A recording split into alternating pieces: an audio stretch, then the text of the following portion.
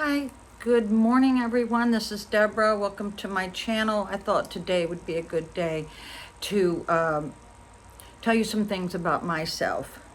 I was married at 18, have 2 children. I was married for 40 years and I went through a very difficult divorce. That is an understatement, okay? So, throughout my life, I have held various careers. I always, because I'm a Southern girl, would go wherever my spouse wanted to go. And I envy anybody who's been at the same job for over 40 years. I really do. But I did own a tree company for over 40 years, and it was a successful company. I've also been a deputy sheriff. I've also, my first job was a hamburger joint. I learned there was a KFC inside of this hamburger joint, and I worked there for 2 years until I got into a very bad accident. I've been in 5 serious car accidents. So the fact that I'm disabled, and some people in my family question that, because they're not a doctor, they're freaking idiots.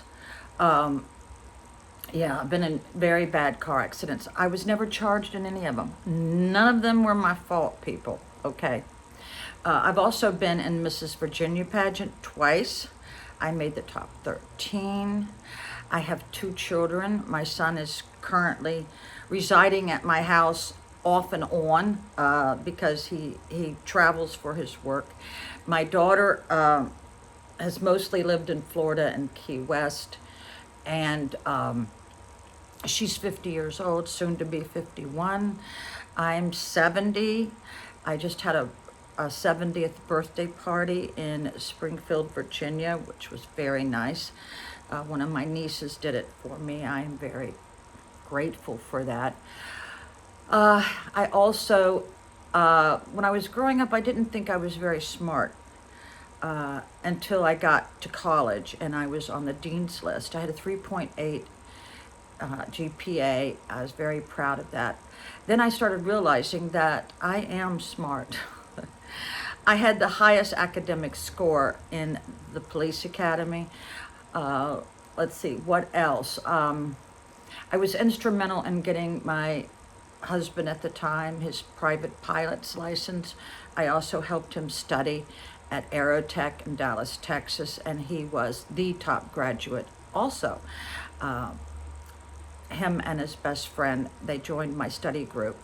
I could have taken the A and P course myself and passed it because they have an oral part, and then there was another part to the test. But these were exciting times.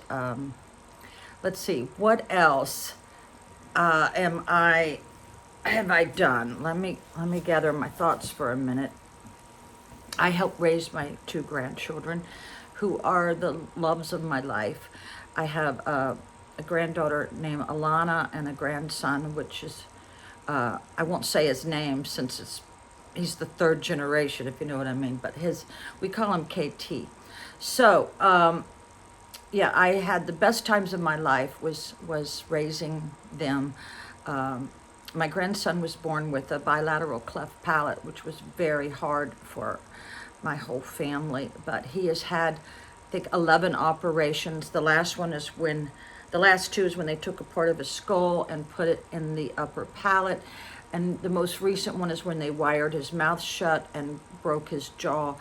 I have had a lot of tragedies in my life, but he has grown up to be a very handsome young man, and I have a lot of tragedies. The car accidents, I did get PTSD from the last one, when I was run over by a lady who was speeding, who did not have her children in a seat belt, and she had no car insurance, and the police never cited her. This is in Satellite Beach, Florida.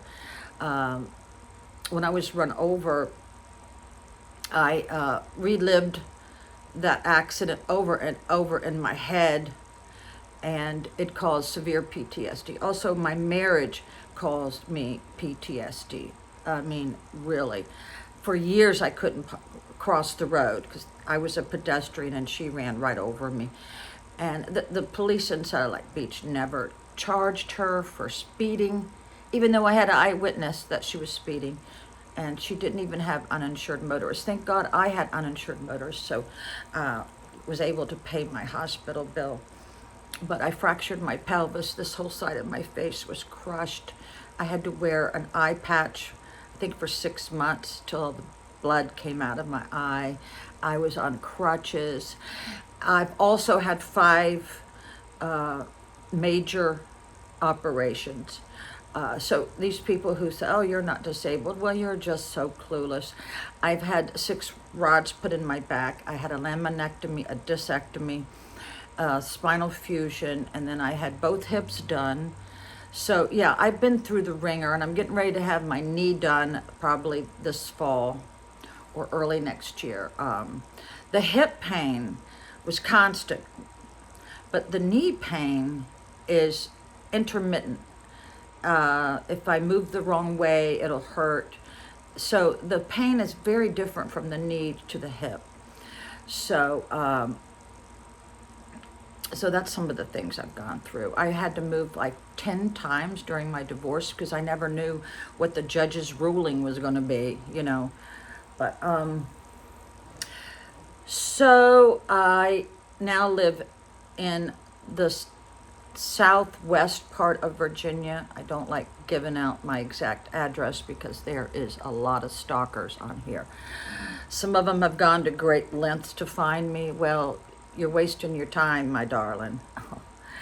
Because anybody who's gone to that extent to hunt me down, I consider a very serious stalker and predator. Yeah, for sure.